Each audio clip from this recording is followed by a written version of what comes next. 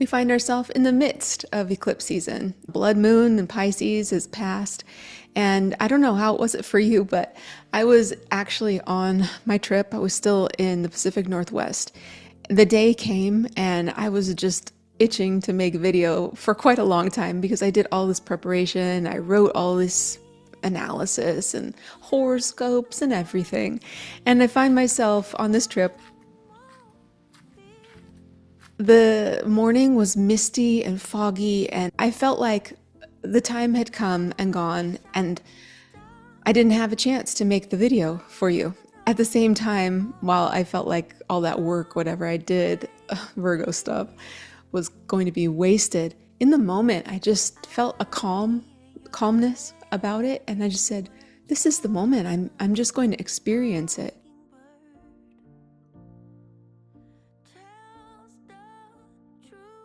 It's almost like astrology has to be sensationalistic, right? To get attention. And part of the experience with astrology that I'm having is a lived experience. That's what I'm trying to share with you. That astrology is life. It's not these phenomenal things that are going to blow your mind every other day, right? Wealth and love and I don't know, all these things that want to draw us in because we want those things. And astrology is just reality. You know, it's thematic.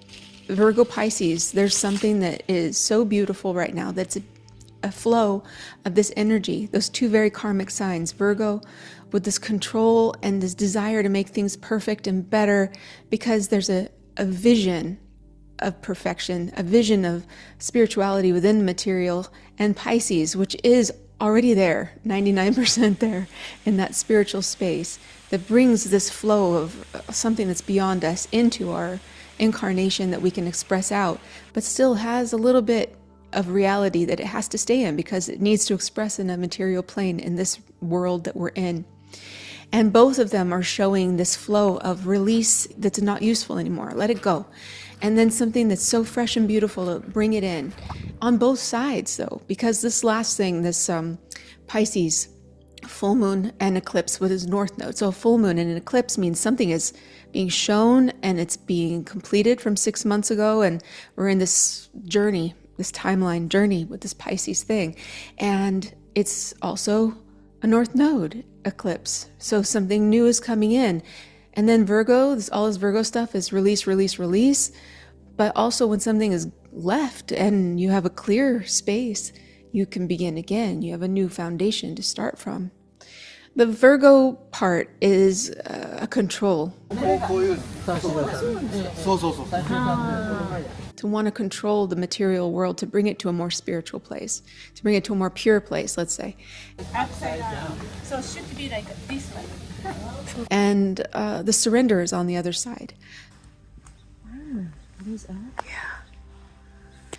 If it's helpful to you to bring this lived experience in and just see things as they are for yourself, that's all I really want. That's all I really want. The sensationalism of the quickness, this is what I've always kind of had a feeling about astrology, is how quick it moves and how little we stop and try to comprehend and look back and see the reality of what built our life and what built our experiences and what we need to experience in order to move forward and move on. An eclipse season is what that is made for. And if you have that area of your life where something new is opening up and something old is closing out, I would suggest that you don't resist. Don't resist. Let it flow through you.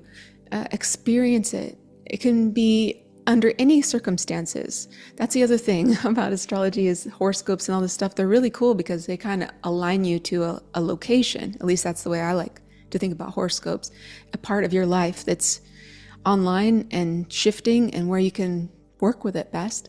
But it's not going to be exactly your life. You know, you can have a beautiful, fabulous Jupiter ruled, right?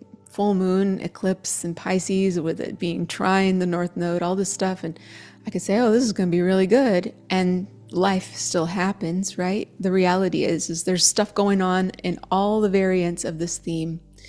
We are experiencing a multitude of things in our individual lives.